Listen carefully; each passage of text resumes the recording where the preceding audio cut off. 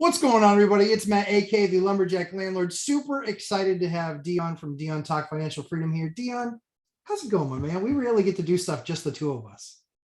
No, I'm looking forward to this, and not just because I get to pick on you for a few minutes. So one of the things that I asked my esteemed colleague about was what his thoughts were on now that he's retired. How's life? What's it been like for 2 solid weeks, Pink Panthering it, not waking up to an alarm clock like some of us. And sadly, I don't get to wake up to an alarm clock. I wake up to kids on my face. So that's usually how I wake up. It's usually asphyxia is usually what it is. So Dion, my friend, talk to me about retirement. And I will do that. I have a question for you too, like a follow-up question. Sure. So what am I coming up on? A little over 2 weeks of retired, which really was the exit strategy. I announced on the 5th, last couple of weeks have been transitioning out. So, and not the type of transitioning where, I'm going to show up in a dress in the next video, but the transition to get out and make sure that everything is taken care of at the company.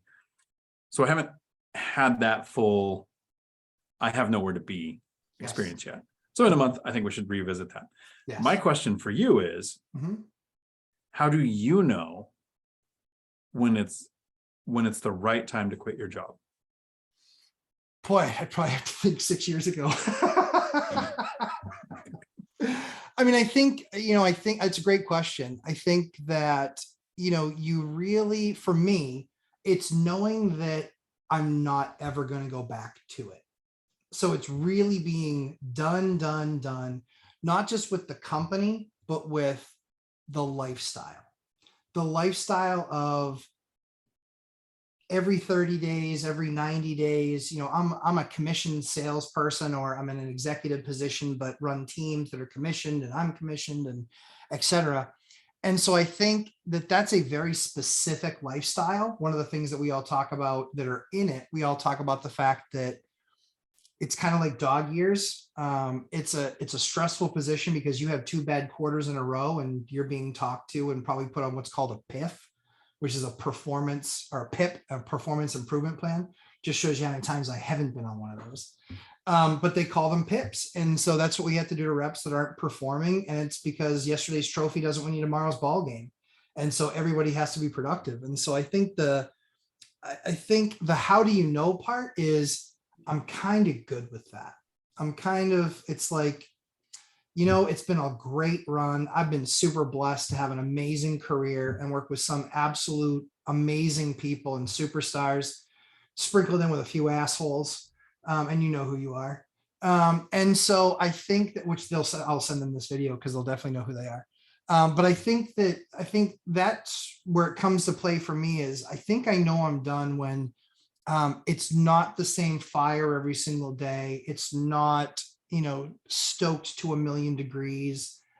It's doing the things, blocking and tackling, but the dive and catch in the end zone to win the game is less of a thing now, probably because I'm older and I can't make that same route anymore.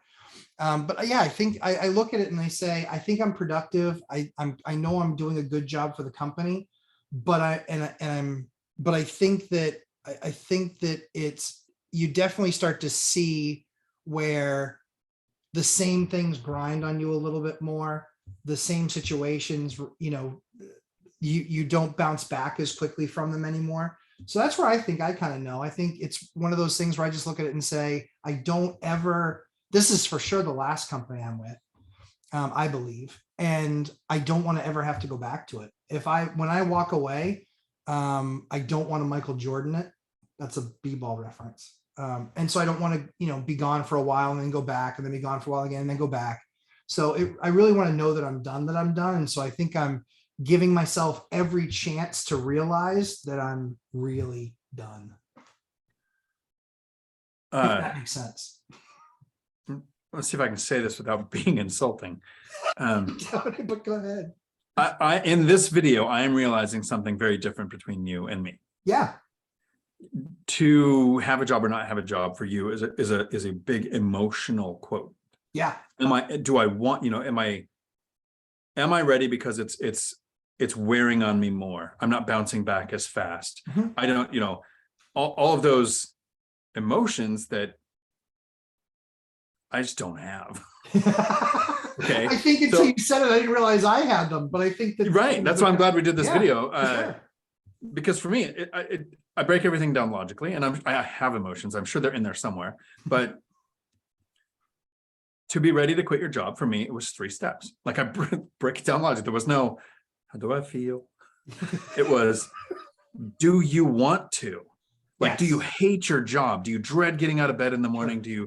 Do you put the meme up every week that goes, thank God it's Friday, and oh Yeah. God, it's Sunday, tomorrow's Monday? Like, are you that person that just hates it? Quit your job, get out of there. Yes. Second, can you afford to? That didn't even come up in yours. You're like, No. I could afford to for probably 10 years. That's not even a thought that you Yes. have anymore, right? So we're getting No. people to the can you afford to part by Yes. one rental at a time, get the cash flow above, multiples of what it costs you to live so that you can afford to. Yep. Third thing, and I take this from a YouTube channel by a guy named Joe Kuhn, Kuhn. He retired at 54. He's been retired for like 4 years. So his YouTube content is mostly about what was it like leading up to that? How was it when he did it? And what has the last 4 years been like? And he used the stock investing with buckets model, where you have a bucket for, he breaks it down better, your what you're going to spend next year, what your stocks would do for the next 3 to 4 years, long term. Like, he's got great content, but he says this, and this struck home with me. You didn't want to Michael Jordan it. Yeah. I don't want to Michael Zuber it. And he talks about this often. Mike says, and these are his own words, he felt like a loser. He quit his job. He had no purpose. He was like, I'm going to have to go get a job. And then he was like, maybe I'll write a book, make a course, do a podcast, do 7 videos a day. So he got that job, right? Mhm. So I don't want to have that. I don't think I have that in me, because I've never been bored in my life. I can literally play video games, read a book Mhm. forever and be fine. I don't have to have purpose in work. If your purpose is in work, that's to me very sad. Yeah. We should have purpose in life, not purpose in what we do for money. Yeah. So leaving the W-2, I don't have that problem. I don't want to have to feel like I want to go back. So the sentence that I use is retire to something, Yeah. not from something. So if you're leaving your job because you are emotionally ready, it's weighing on you heavy, it's not the reward it used to be, doesn't have that sense, and so you're ready to retire. What are you going to? So let's wrap this up with, I know what I'm doing. I'm going to drag as many people as I can, kicking and screaming, into the point where work is optional. You can work if you choose to, or you can go and goof off for the rest of your life, like I'm going to. Like, that's my retire to. I'm going to help people do that. Yeah. I know that's a part of what you're going to do. Sure. But when you pull the trigger and you retire, what are you retiring to? So I think I'm retiring to certainly that, wanting to help people, and just continue. That's why I started the Lumberjack Landlord before I retired. I wanted to know that, that I could make a difference for other folks. And if I could, then that was something worth continuing investing in. If I couldn't, I was going to need to have something else I was going to retire to. I think, frankly, for me, is that I waited a really long time before we started having kids.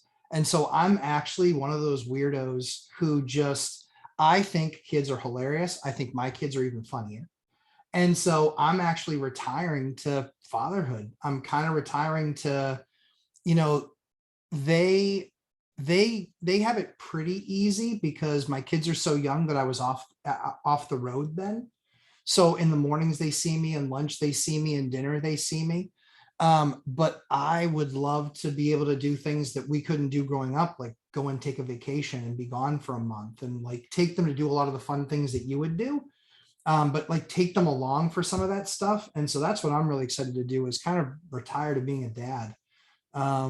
Because I don't think that they've gotten shortchanged at all, but I think it is going to make a difference for them for sure. Not being as busy, because I work a lot, but they do get good time. And then, just like I said, not having to answer to time or any of this other stuff, right? It's just, if I want to do something, I do it. If I don't want to do something, I don't. And so that's kind of nice, because otherwise, life in business, and it's deadlines. It's nothing but deadlines. We have to have this, and it has to be done here. And it is, if you're in a leadership position, it is chaos management. That's what it is. It's controlled chaos. How much can you control the chaos that day and make sure that nothing breaks out? So I want to thank you for giving me more ammunition, because if you edited your videos, you would take this out, but not today. That's your daily how to avoid stress at work. Don't go to work picture. Yes. Yes. But if you want to retire to being a parent, here's something that I know and Mike knows, because both of our kids, I have 3. He always says I have 2. I don't know where he got the number. I have 2 daughters and a son, all 3 amazing. Yes. But they are over 18. I'm reaching financial freedom and retiring, in my 50s when my kids are all moved out of the house, because in my house, it was happy 18th birthday. Here's a restraining order. And your kids are younger. So here's my ammunition. Yes. Can you please send me a picture of your kids? Yes. So that I can show it to you every day, to show you this time is slipping away every Yes. day that you don't pull the trigger and retire to being a dad, because that goes quickly. Yeah. And soon it's driving, scary, prom, moving out. Like that all happens in the blink of an eye. These Yeah, are the years sure. right now that you have the option to do something that most of us don't. Me and Mike, Mike kind of retired, I think 2018. Yeah. So his daughter was already over 18 as well. Sure. That's powerful motivation for you. Yeah. For sure. How do you know when you're ready to quit your job? When you can and your kids are young. That's a beautiful reason. Yeah, I think I appreciate that. Yeah, I think it's, it's one of those things that Ashley and I have talked about more, because there's all the things, what it was like to live paycheck to paycheck, and even that paycheck not making it. And we certainly know what that was like too. And so for us, financially was the first few years why we delayed having kids. And then we had trouble having kids. And so thankfully we got through that. But the good news is that, yeah, now I've got a 4-year-old, a 3-year-old, and a 1-year-old that survived cancer.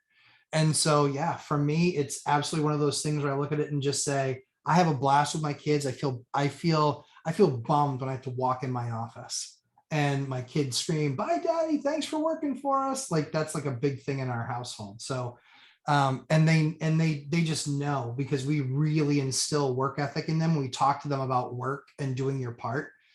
So we do a lot of that with our kids. So yeah, so I think that I feel bad for my company, because that probably means that we've just hastened this thing. But yeah, I think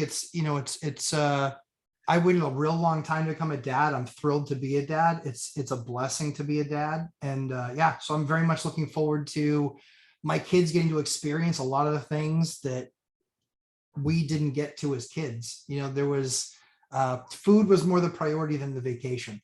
So I'm excited to be able to have my kids participate in that. And honestly, it's going to take more extra work to make sure my kids, because they won't have to struggle like we did. It's going to be we're really keyed in on making sure to not take the struggle all away from them. They have to struggle through some things, because without it, we know what type of person they're going to turn into. So that, yeah, I like the idea of not taking away all of the struggle. Here's something that I'm glad I grew up with parents who didn't understand money, right? Yeah. You've heard my story as a child. We would move into houses, fix the doors and windows, wait for the owners to show up, and then kick us out, and we would just move to the next one. Super, not, I want to say frugal, but literally just like the poor family in the town. So when I grew up, if I got a job at McDonald's, could, have roommates and afford a car and one room in that place, I would consider myself a success. Yeah. That would be a better life than what I had as a kid, right? Sure. So I have friends who have 2 kids. They make a couple $1 million a year. The kids lived in, a mansion in Washington, what I would call a mansion in Scottsdale, but in Scottsdale, it was just an average house, but like a plantation basically. And they've lived in several different mansions, and their first car was $150,000. They get a couple cars that are $200,000-$300,000. They go to whatever school they want. They have whatever. What is that kid going to do at 19? Yeah. That is anything close to what they had at 16. Right. So to me, I think it's a more of a struggle to be successful if you come from real, affluence compared to, I could pay my own bills. Like, I'm a winner. Yes. Yep. Yeah. So I wouldn't remove all of the struggle. I really like that idea with your kids. Yeah. I mean, it's just, that's something that's really near and dear to my heart, is that I grew up with some kids that went to my school that were way too well off. And they, quite frankly, I saw one of them a year ago, and life has not been that great. They never reached to where their parents reached to, because I think their parents always handed them the things that they handed them. So yes, I appreciate your saying. But yeah, that's the goal with our kids, is that we don't want to remove all the struggle. We do have high expectations of our children, that they will try and reach and meet that bar of expectation. And Samuel already knows now, he's 4, and he knows now, hey, I'm going to work with daddy someday. Yes, he is. And he's going to work through every single job that the company has, every single one. And there's nothing special because of his last name. He's going to have to take the path. The only thing that we start instilling this now, which is the only thing that we're going to do is get you in the door. Staying there is going to be up to you. And if you don't stay there, you're going to be looking for another door. So we obviously don't cover that part with him because he's 4. But the first part we do, which is you get the opportunity, but it's what you do with that opportunity. So Dion, my friend, as always, great catching up with you. Any other closing thoughts or where we can find you? So you can find me right here on YouTube, Dion Talk Financial Freedom, which is weird when I say this after I play this on my channel. But the closing thoughts are, when you quit your job, most of us feel we're not replaceable. And Matt, I know you feel like you're going to hurt your company. I'm leaving left a company that I grew. It had 6 staff. I grew it to 60. It had 1 location. We have 5. I was the face of the company. I was demoted all the way down to company president. I developed the training for office staff. I developed the relationships with state agencies and state representatives and senators. And just like you, I think you're growing the position, you're helping the owners, you are that tied into the company. It's just going to take 3 or 4 people to replace you. It's not like you go away and there isn't another person who could do everything you do, so the company dies. Right. It took 3 or 4 people to replace me. It will take 3 or 4 people to replace you.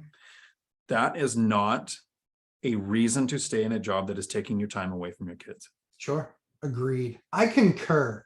Well said. Well, as always, thank you, Dion, for spending the time with me. I know this will play on Lumberjack Landlord, but we'll also play on Dion Talk Financial Freedom. Feel free to put the comments below. We always read our comments. Dion does a better job at returning email than I do, but we always read our comments and make sure to give you feedback. So as I always say, whichever channel this is playing on, like, subscribe, make sure to hit us up for the live streams. Dion's live stream Tuesdays, 4 p.m. Pacific time, 7 p.m. Eastern time, and my live stream 11:30 a.m. Sundays, which will likely change when I retire, because I will have some time during the week after my kids go to bed. So everyone, thanks so much for joining us.